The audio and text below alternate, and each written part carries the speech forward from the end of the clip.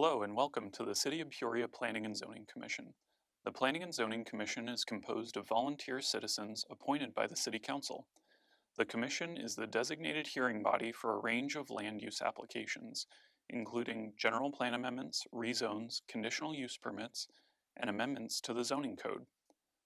Upon recommendation by the Commission, general plan amendments, rezones, and zoning code amendments proceed forward to the Peoria City Council for final action. For conditional use permits, the Commission will make a final decision subject to appeal.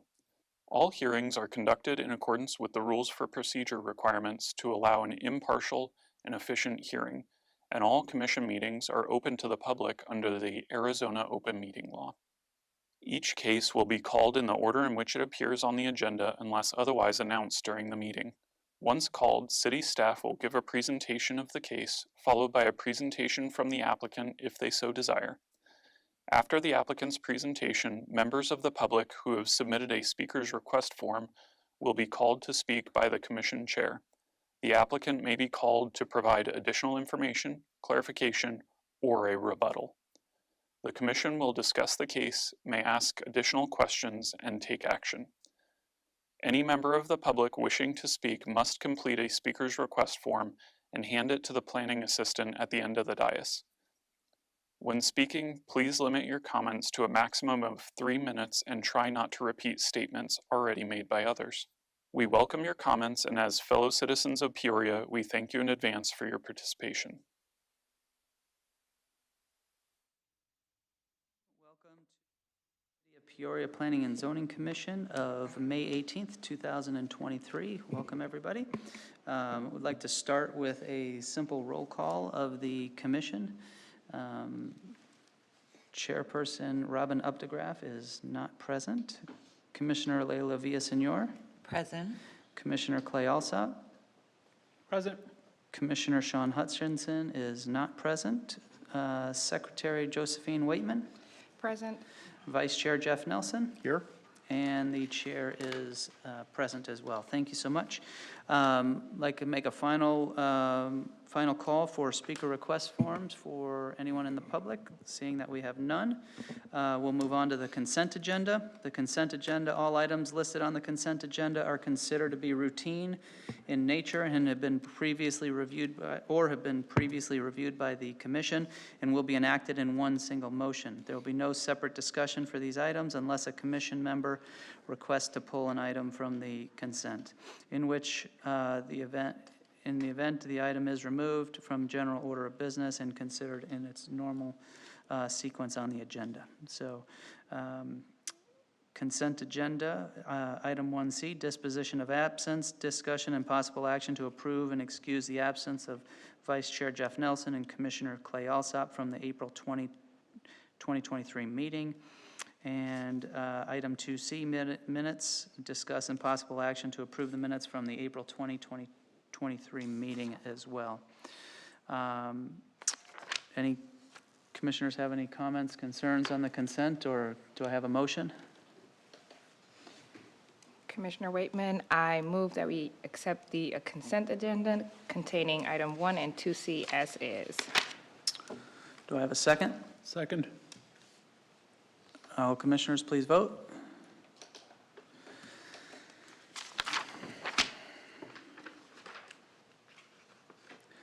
And the motion passes unanimously. Thank you. We'll move on to new business. We have one item in new business, item 3R, marijuana delivery and retail establishment text amendment, TA 22-02. Discussion and possible action on case TA 22-02 to consider an applicant-initiated amendment to the definitions and regulations of qualifying marijuana establishments within the zoning ordinance to allow for delivery in standalone retail non-medical establishments. Staff, please present your report. Thank you, Chair. Dan Simer, Planning and Development Services. As you indicated, the case before you is a text amendment to allow for delivery of marijuana and the establishment of retail or single retail locations, also known as non-municipal or adult use. The applicant before this case is Lindsay Shuby of Grady Gamage, and the request is to remove the prohibition for delivery of marijuana and to expand the definition as it pertains to the qualifying marijuana establishments to allow for a single retail location, or also known as non-municipal or adult use. It does affect 3 sections of the city code, although those particularly that you'll be acting on today is chapter 21, sections 202 and 505 as they pertain to the marijuana establishment requirements. As indicated previously, the applicant's request does have 2 parts. The first is the removing the prohibition of delivery services for marijuana establishments, and this will be subject to a security plan. The second part is refining the definition to expand it to include those locations that sell marijuana for adult use only. And those are currently only allowed in the municipal or dual licensed facilities in the city. As it pertains to the first part of the request, the applicant has indicated that Peoria's establishments are currently at a disadvantage to those facilities outside the city. And that's because several cities and the counties currently allow for delivery of marijuana products, particularly medicinal marijuana. Some establishments are already delivering to the Peoria caregivers and qualified patients, and that's done through the allowance through the Arizona Department of Health and Safety and their administrative rules. They have established rules for dispensary agencies, and particularly they have to file a very specific trip plan. Turns, what time, what location, what street they're turning left, right, as they go.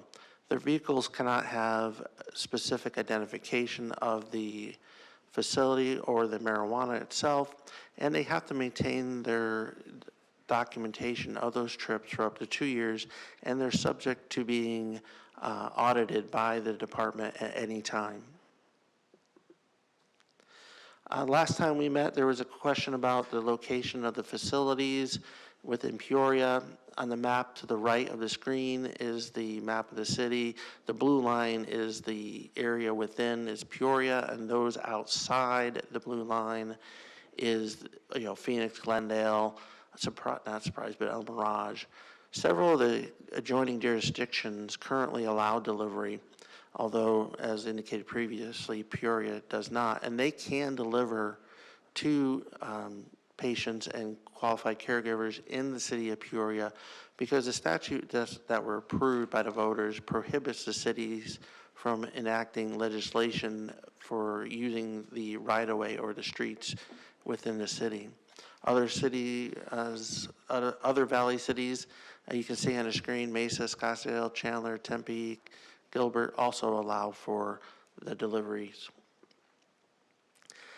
For an analysis point of view, if approved, the medical marijuana delivery currently only allows dispensaries to deliver between labs and other delivery locations of the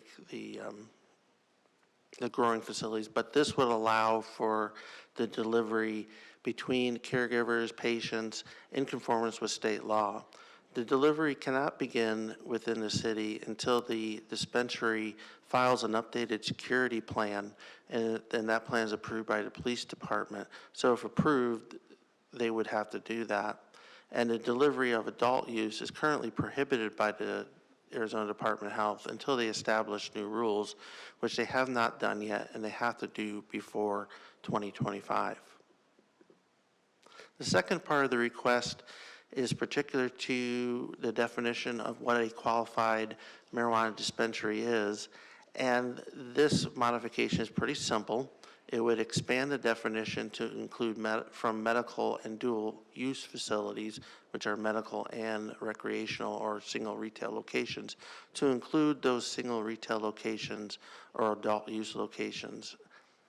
The justification is, the siting limitations that the zoning ordinance currently has will not change. So the number of locations within the city wouldn't change at all. So either they have to be in one of the current locations, or they would have to change out their existing license to maintain their location. Peoria currently only allows dual licenses, and the bigger item that's been added as a justification that there's no real distinguishable difference to a current dispensary, because they can't really say, hey, we're adult only or dual license or medical. They're just a marijuana dispensary. You don't know what kind. So, and right now, currently, they all sell both medical and recreational. Really, what the distinguishable difference becomes in the type of taxes they pay and the accounting of that point of sale. So that's the summary of the justification. If it's approved, it would expand the definition to include both the non-medicinal to the dual and medical only. It doesn't have an impact on the existing siting locations. All the number and current locations would remain the same, and those locations are fixed. The police department has looked at this text amendment, and currently they have very few, if any, issues with the current locations, and that's largely attributed to the state's provisions and the requirement for an approved security plan. So they have no issues with the proposed delivery or the expansion of the definition, provided that they update their security plan with the police department. So the key findings is currently there are very few issues with the existing locations. We're not foreseeing any additional issues or new issues arising from this text amendment. No changing to the operational limitations or the number or location. It would allow the current facilities to change out their dual license to a single adult use or single retail license type. And it upholds all the health, safety, welfare requirements that are part of the security plan as approved by the police department.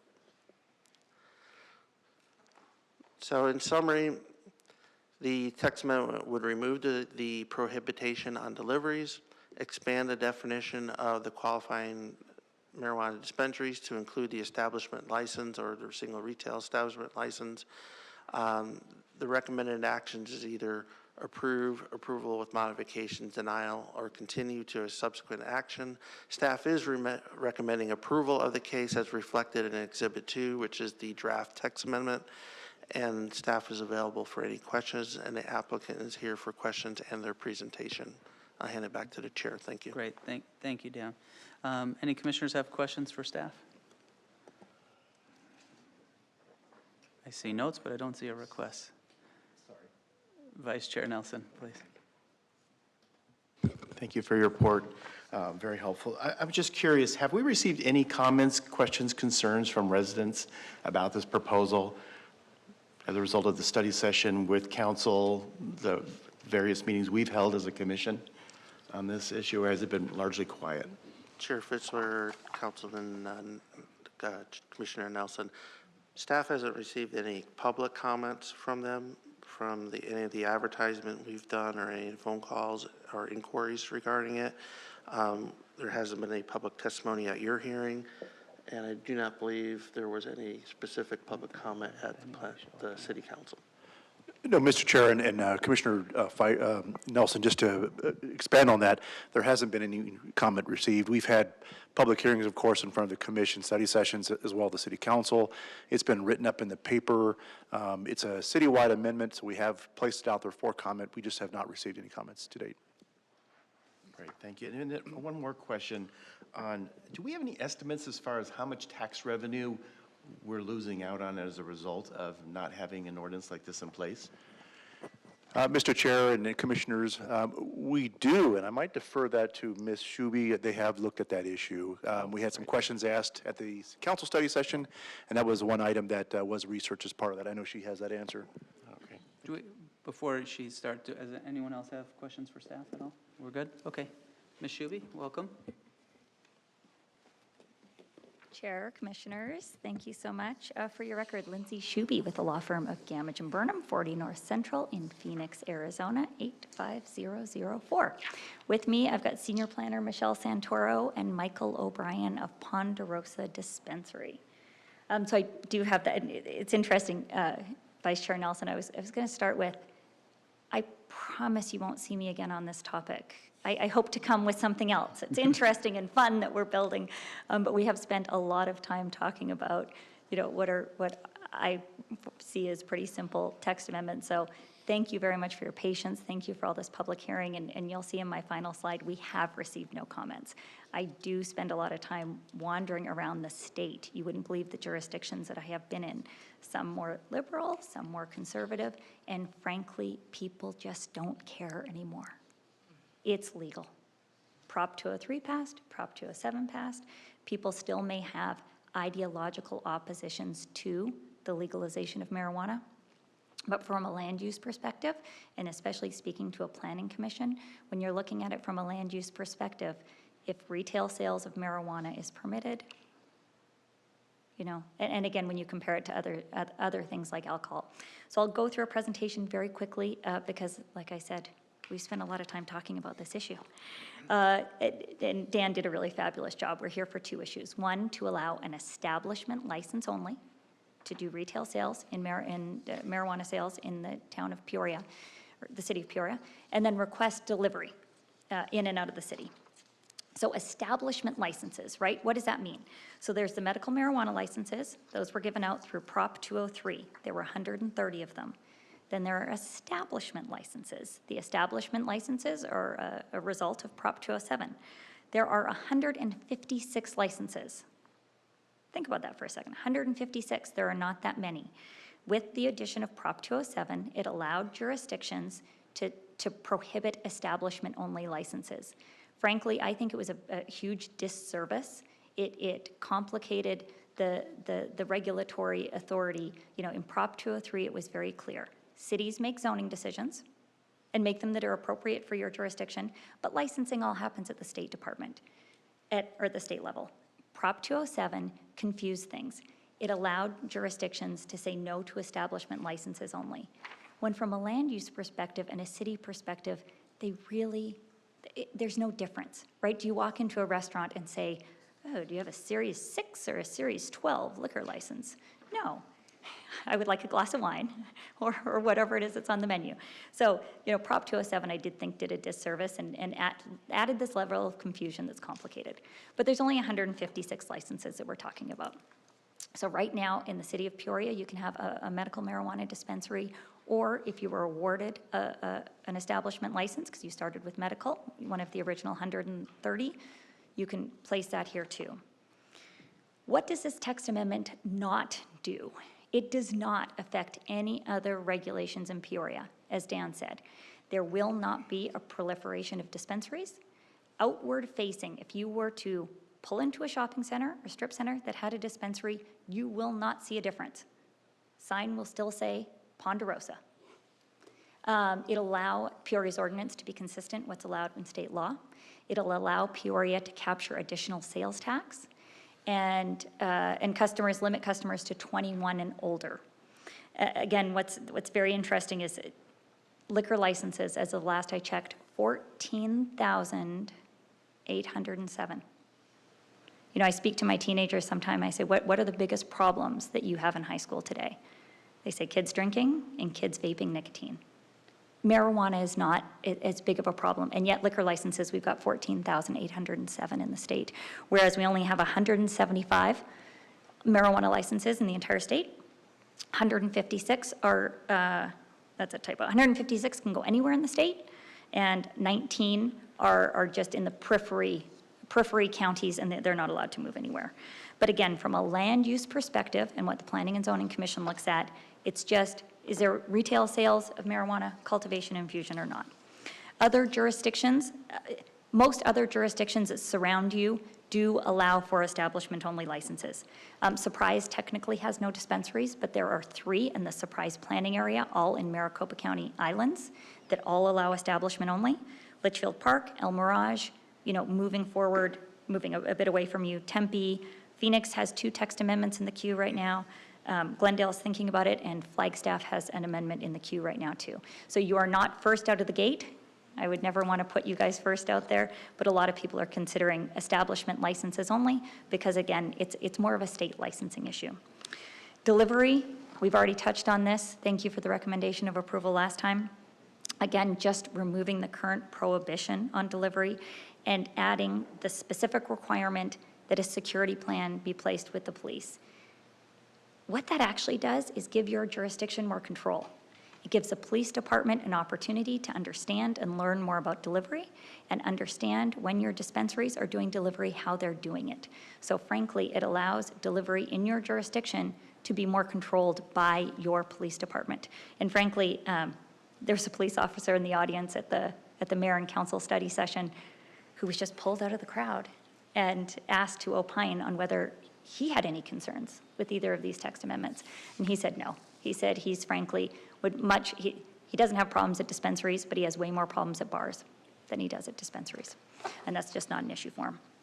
So it really does boil down to a sales tax issue. I think that's where the Planning Commission landed last time, especially as far as delivery is concerned. Peoria residents can currently receive delivery, and they will be able to receive delivery from establishment only once that is legal from all your surrounding jurisdictions. It was a great map that Dan had there to really show how many dispensaries you have on the boundary of your jurisdiction. But you can't receive any sales tax, right? You're putting your own small business owners, the 4 that you have here, at a disadvantage because they can't do it, and you guys can't collect the sales tax. So Vice Chair, getting to your question, it's not related to land use, but it's a curiosity question, right? What does this really mean?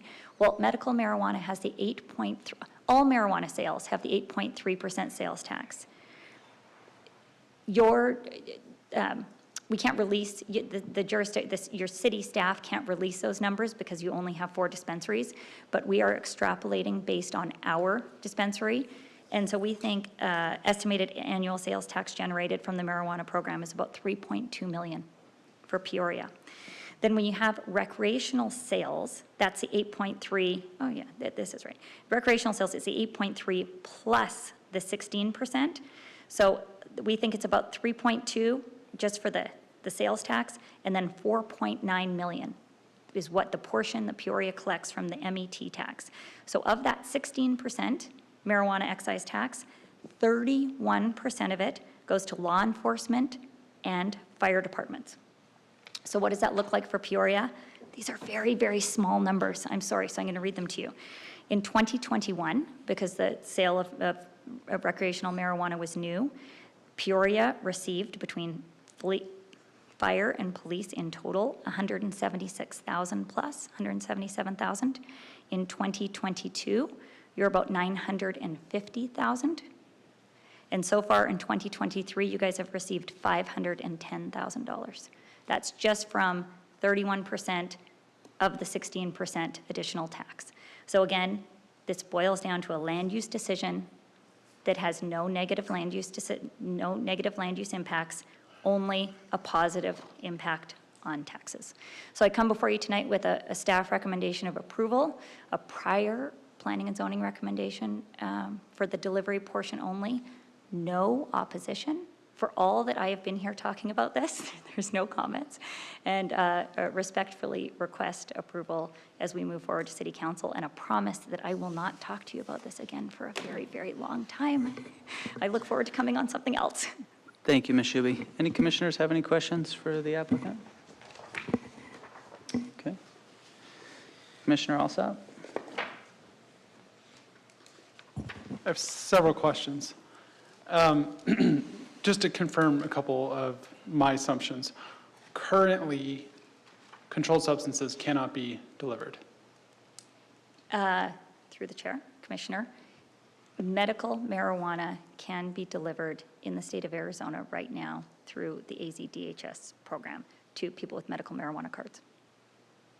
So, I mean, I was thinking more painkillers and things like that. Is medical marijuana still considered a controlled substance?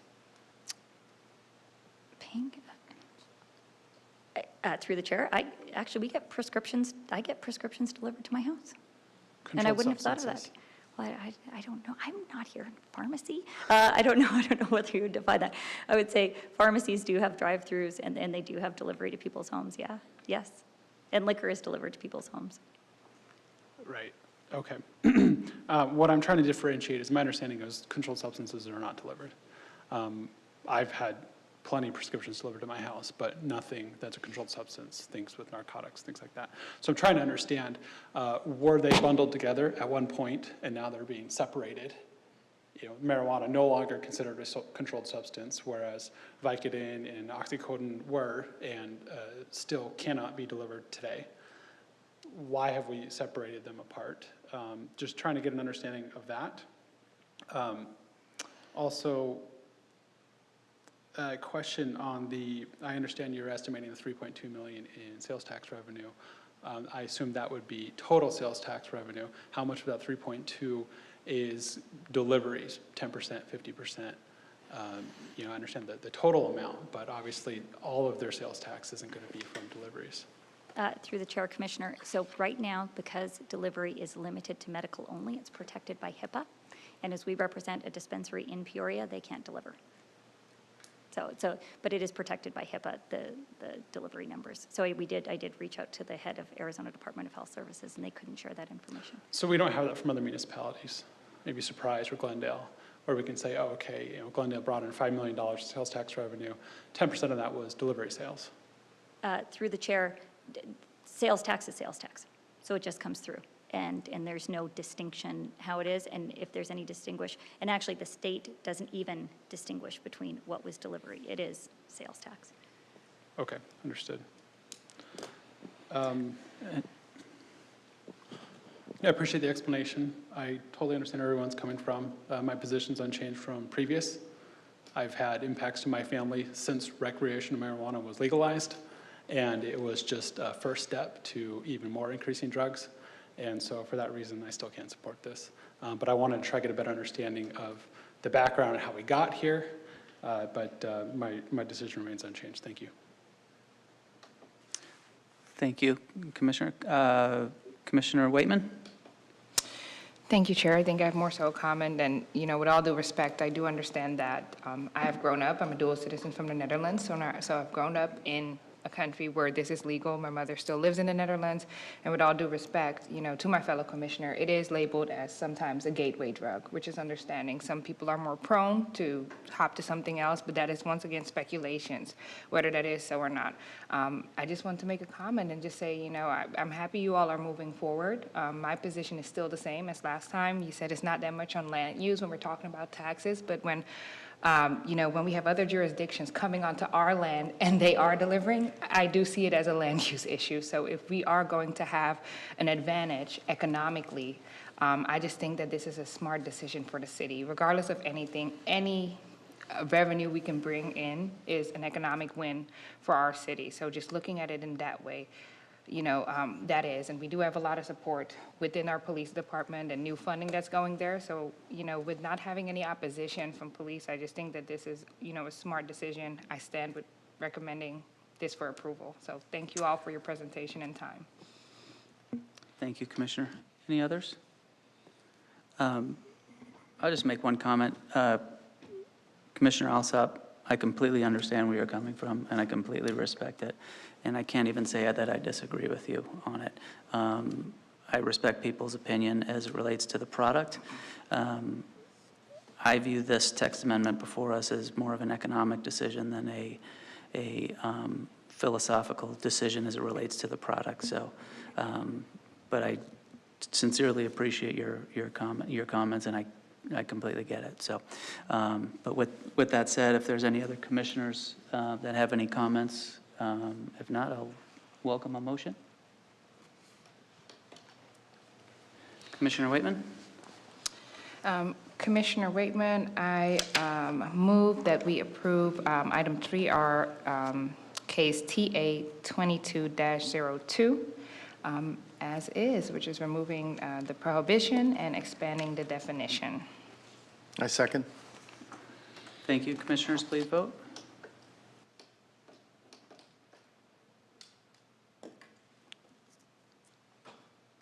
And the motion passes 4-1. Thank you all. And thank you, everyone, for their comments as well. Okay, next item on the agenda, reports from staff. Or I guess we'll call for, to the public for any non-agenda items.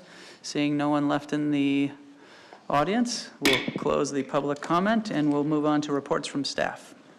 Mr. Chair, excuse me, members of the commission, a couple items.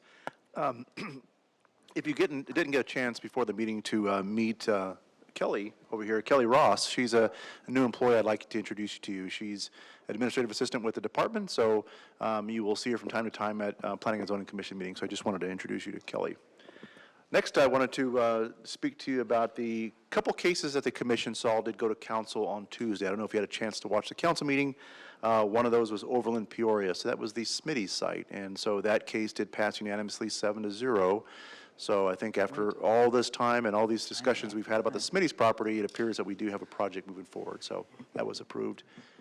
And then along as with that too, we had another one at 87th and Peoria, southwest corner, that was the Streamliner. And that project also passed on Tuesday night as well. So those are projects that are seen as providing an additional critical mass to downtown, and the hope is that they'll help catalyze other efforts for the redevelopment of Old Town area. So wanted to mention that. And then the third thing, we've got some upcoming special events that are coming forward.